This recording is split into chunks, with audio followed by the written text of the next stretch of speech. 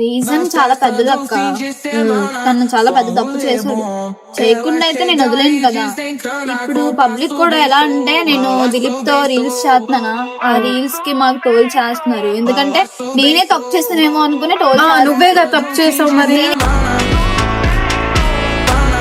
అడిగాను, క్వశ్చన్ అడిగినందుకు తను తప్పు చేశాడు కాబట్టి తను రీజన్ అడిగినందుకు గొడవ అయింది ఇద్దరి మధ్య. అంటే ఇప్పుడు తను బ్రేకప్ చెప్పాడా? నేనే బ్రేకప్ చెప్పాను. నువ్వే చెప్పు. నువ్వే వేరే రిలేషన్ లో ఉన్నావు కానీ తను రిలేషన్ లో ఉన్నాడు, కనిపించట్లేదు అంతే. నేనేంటంటే బయట పెట్టి కనిపించేటట్టు మొత్తం పెంచుకున్నాను. తను ఏంటంటే లేకుండా అంటే బయట రాకుండా ఇంట్లో దాచుకుంటాడు అంతే. తను వేరే అమ్మాయికి రిలేషన్ లో ఉన్నాడు. అవును, తనకు మైండ్ ఉంది ఎక్కడ ఏం చేయాలి ఏంటి అని చెప్పి. నీకు మైండ్ లేదు. ఎందుకంటే నేను బయట పడిపోతాను, తను పడట్లేదు. తను వేరే మిస్టేక్ నీదే కదా. నాదైనా నేను అలా ఉండలేను కదా. నేను తనతో దిలీప్ అనే పర్సన్ ఎప్పటి నుంచి పరిచయం? ఓకే, నీ తప్పు లేదు, టామ్ నే తప్పు మొత్తం.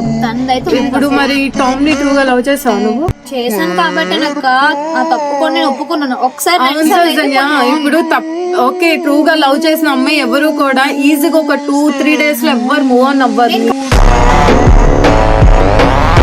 అంటున్నావు కదా టామ్ ది మొత్తం తప్పంతా నేనేం తప్పు చేయలేదు అనేసి. నువ్వు ట్రూగా లవ్ చేశాను అంటున్నావు, అంతా బానే ఉంది.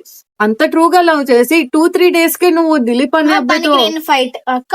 ఎవరైనా మనిషి నాకు ఒక లవ్ అన్నాక చాయిస్ ఇస్తారు. నేను అలాగే పనికి ఇచ్చాను, 5 times చాయిస్ ఇచ్చాను, నిలబెట్టుకోలేకపోయాడు. ఇంకా అంతకు మించి నేను ఇంకేం చేయను. మరి నేను ఉన్నప్పుడు అంటే నేను లేనప్పుడు తప్పు చేసినా అది నేను ఒప్పుకోను. ఎందుకంటే ఇవన్నీ నా దగ్గర మాట్లాడితే, ఎందుకంటే నేను ఒక అమ్మాయిని, అర్థమైందా? ఈజీగా ఒక అబ్బాయి మాట్లాడినా నువ్వు తెగించేసి మాట్లాడుతున్నావు. తెలియదు